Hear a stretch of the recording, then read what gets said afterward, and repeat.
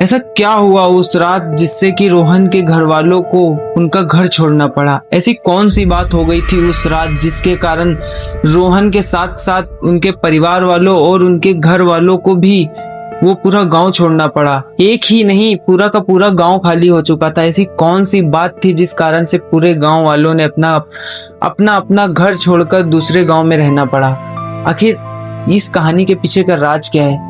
तो चलिए दोस्तों, इस कहानी को ज्यादा लंबा ना करते हुए हम इस कहानी को शुरू करते हैं। सबसे पहले तो जो भी लोग चैनल पे नए हैं, चैनल को सब्सक्राइब कर लें। चलिए दोस्तों, इस कहानी को शुरू करते हैं। ये कहानी है 1957 की। उत्तर प्रदेश में एक छोटा सा गांव था जहां पर ये घटना हुई। रोहन नाम का एक लड़का रहता था जो कि बहुत ही अच्छे परिवार से था। उसके घर में भी उसका बहुत अच्छा व्यवहार था। और तभी एक रात कुछ ऐसा होता है जिसने पूरे गांव का दिल दहला दिया। आखिर उस रात ऐसा क्या हुआ था जिससे कि रोहन के परिवार वालों को उसका घर छोड़ना पड़ा? एक रात की बात है। रात को 12 बज रहे थे। रोहित घर से बाहर निकलता है। वो ऐसे ही वॉक कर रहा था रात को। तभी अचानक से वो एक पेड़ के पास जाता है। वहीं बैठकर वो आराम करने लगता है।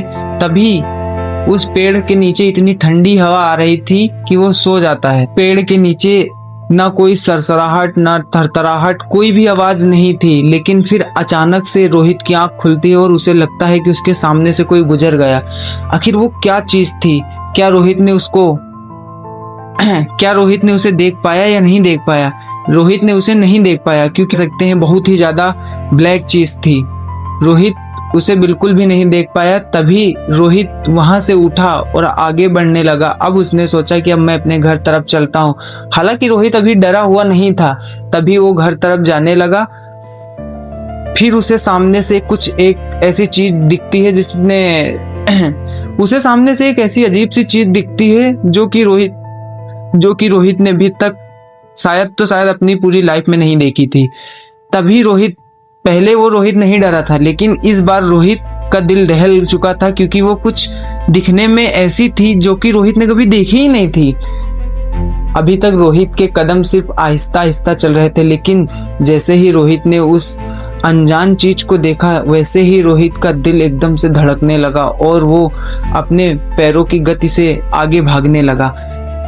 ऐसा क्या था उस चीज के पीछे? रोहित जैसे ही भाग रहा था, अचानक से उसके पैर में एक लकड़ी अड़ जाती है। तभी वो वहां पर गिर पड़ता है और गिरने के बाद उसके हाथ में एक खरोच लग जाती है जहां से उसे खून निकलने लगता है। फिर कोई भी चीज जब लग जाती है तो वहां खून तो निकलने ही लगता है। जैसे ही उसके हाथ से खून निकलने लगा तो उसने तुरंत ही अपनी जेब में पड़ा एक रुमाल निकालकर उस पर लपेट लिया।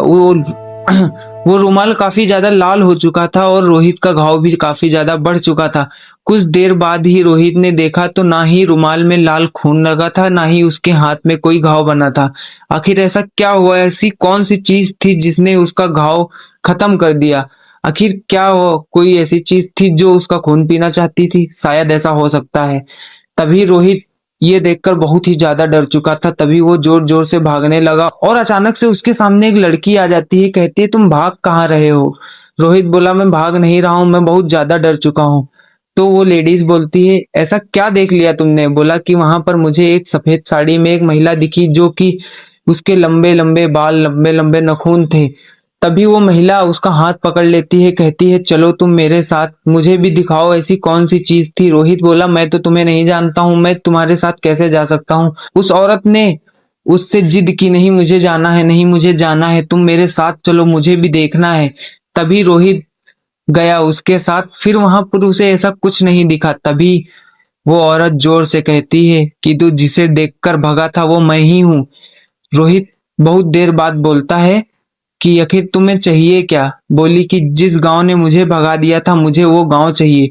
रोहित बोला कि कौन सा गांव? तुम किस गांव की बात कर रही हो? तभी वो औरत रोहित से बोलती है, जिस गांव में तुम रहते हो उस गांव में कभी मैं रहा करती थी। तुम्हारे गांव वालों ने मिलकर मुझे और मेरे परिवार को मार दिया था। तब से ही मैं हर एक गांव वाले के पीछे पड़ी हूँ। मुझे या तो मेरा गांव दे दो या तो मुझे मेरा परिवार दे दो। रोहित बोला, ये कैसी बातें कर रही हो? क्या कभी कोई मरने के बाद किसी का घर, मरने के बाद किसी का परिवार दे सकता है? बात को सुनकर रोहित काफी ज्यादा घबरा चुका था।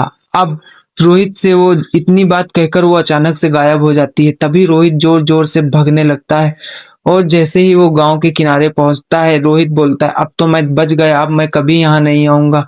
उसके बाद अचानक से वो औरत उसके सामने आ जाती है और वो बोली तुम मुझसे कहीं तक नहीं बच सकते हो। तभी उस औरत ने भी उसके साथ वही काम किया जो कि उसकी फैमिली और उस औरत के साथ हुआ था।